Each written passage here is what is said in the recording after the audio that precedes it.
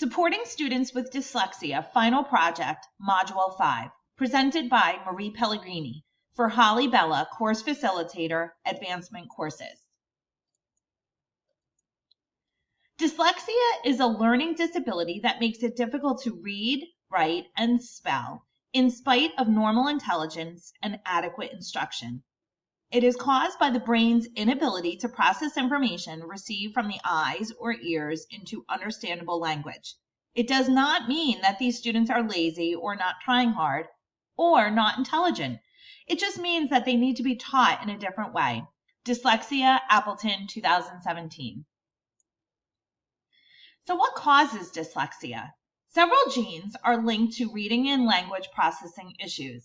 There are brain differences between people who have dyslexia and then those who don't.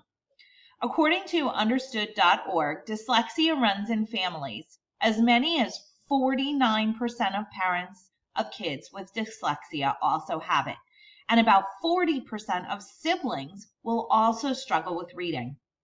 A lot of dyslexia research uses a type of brain scan called an MRI. Scans are used for different purposes. Some look at brain structure. Others look at brain function associated with a task like reading. And some measure the brain's chemistry. Functional MRI, or fMRI, scans show that some areas are less active. That can make it hard for kids with dyslexia to learn to read.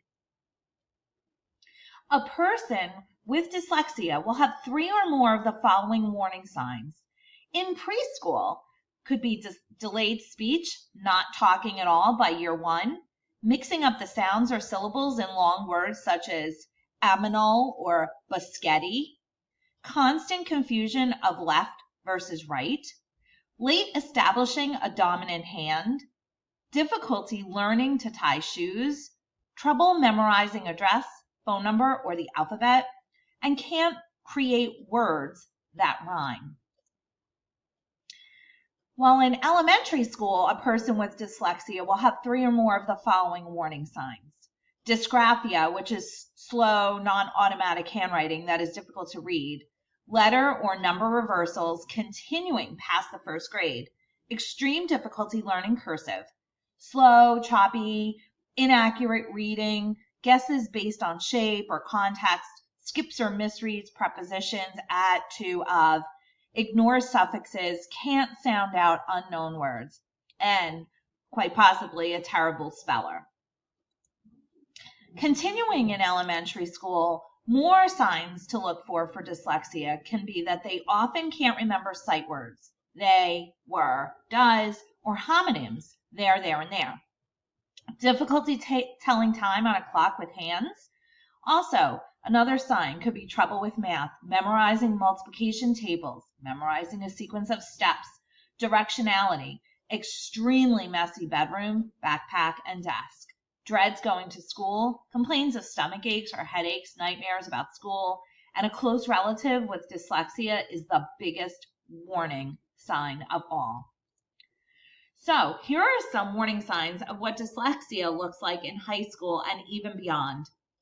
It's a person with limited vocabulary, difficulty putting thoughts onto paper, dreads writing papers, memos, and letters, unable to master a foreign language, has difficulty reading printed music, may have to read a page 2 or 3 times to understand it, and continued terrible spelling.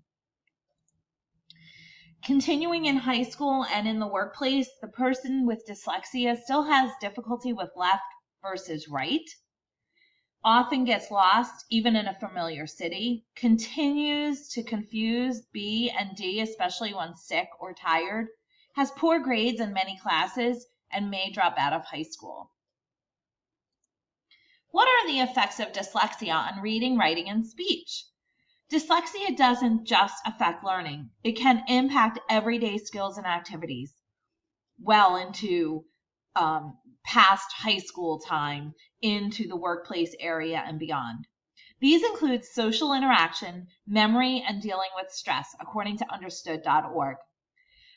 They also affect word recognition and reading fluency, spelling and writing, later experience most debilitating problems when more complex language skills are required, such as grammar, understanding textbook material, and writing essays. They can also have problems with the spoken language, find it difficult to express themselves clearly, or fully comprehend what others mean when they speak. Well, can dyslexia be cured? Studies also show the brain can change. This concept is known as neuroplasticity. Researchers have looked at scans taken before and after people with dyslexia had effective reading instruction. That doesn't mean dyslexia goes away, but it does mean that with good instruction and practice, kids with dyslexia can make lasting improvements in reading. Please click on the link to view the brief video of Christopher Walsh, MD, PhD, Chief Division of Genetics at Boston's Children's Hospital, while he talks about the benefits of studying the brains of children with the same genetic condition. Effective reading instruction for students with dyslexia. Structured literacy prepares students to decode words in an explicit and systematic manner. Structured literacy instruction is marked by several elements: phonology, sound symbol association, syllable instruction, morphology, syntax, and semantics. Structured literacy is distinctive in the principle that guide how critical elements are taught. Systematic and cumulative, which means systematic means that the organization of material flows and follows the logical order of language. Cumulative means each step must be based on concepts previously learned. Explicit instruction requires deliberate teaching of all concepts with continuous student-teacher interaction.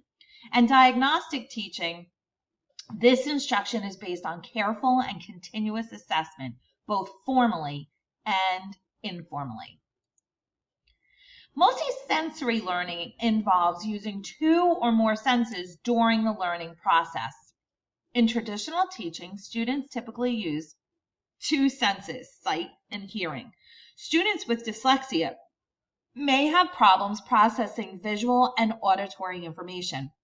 By including more of the senses, creating lessons by incorporating touch, smell, and taste in the lessons, teachers can reach more students and help those with dyslexia learn and retain information, as well as other students in the classroom.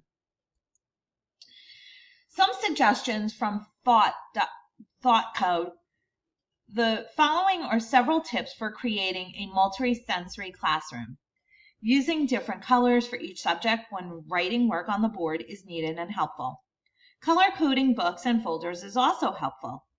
Use music and songs to teach math facts, spelling words, or grammar rules. It is also beneficial to play soothing music during reading time or time that students are to work quietly during independent times. Use pictures or objects to launch writing assignments or to solve math problems. A fourth tip to create a multisensory classroom which benefits not just dyslexic children, but all children, to encourage discussion. Have students work in small groups or rehearse what they will say so that the students are more inclined to participate during group talk.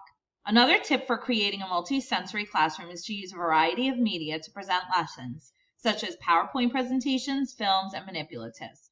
Finally, making reviews fun and exciting by creating games for science and social studies is a helpful multisensory classroom tip. During my presentation to my PLC group, my principal and the child study team, I will share this brochure that I created for one of my graduate courses using technology to assist students with disabilities.